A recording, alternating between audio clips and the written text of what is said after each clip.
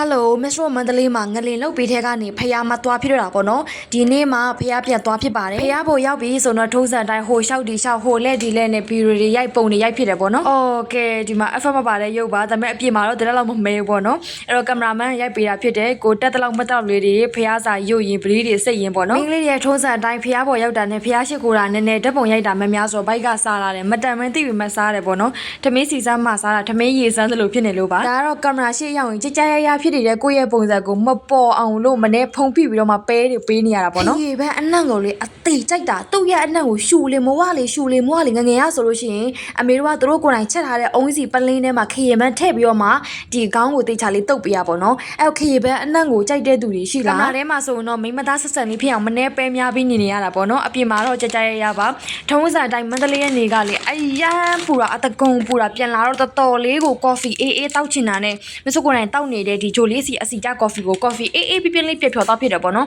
အဲ့တော့ဒီဂျိုလေးစီအစီကြကော်ဖီကလေမစုဒီကောင်တောက်ပြီးတော့မှကိုလိုချင်တဲ့ဝိတ်ကိုထိန်းထားလာတာနည်းနည်းကျော်ရှိသွားပြီအရန်ကောင်းတယ်တကယ်အစီဟောင်းအစီစိုးကိုလောင်ကျွမ်းချစ်ဖြတ်ပေးတဲ့ပင်ကို तू ကကြတော့ကဘာကျော်အာရီဘီကာကော်ဖီအစစ်နဲ့ထုတ်ထားတာမို့လို့မစုလိုမျိုးကော်ဖီ crazy ကော်ဖီတရေတွေအတွက်လုံးဝအရသာထိထိမမိဘူးပေါ့နော်ဟိုဘာဆိုးကြိုးမှမပေးဘဲနဲ့အာမခံချက်အပြည့်အဝနဲ့အစီချဝေးချချင်တာဆိုလို့ရှင်တော့ဒီဂျိုလေးစီအစီကြကော်ဖီကိုရွေးချယ်လို့ရတယ် तू က USA ကုန်ကျန်းနဲ့ထုတ်ထားတဲ့အစီကြကော်ဖီဖြစ်တယ်ပေါ့နော်စုကိုယ်တိုင်ကအစီကြဝေးချသွားပြီးရဲ့နောက်ပိုင်းမြန်မာဝတ်စုံဝတ်တိုင်းအရန်ချက်ချက်ကက်ကလေးနဲ့ကိုယ့်ကိုယုံကြည်မှုအရန်ရှိရပေါ့နော်အဲ့တော့မစုတောင်းနေတဲ့ဂျိုလေးစီအစီကြကော်ဖီစိတ်ဝင်စားတဲ့သူများလာဆွတ်တယ်လို့ရပါတယ်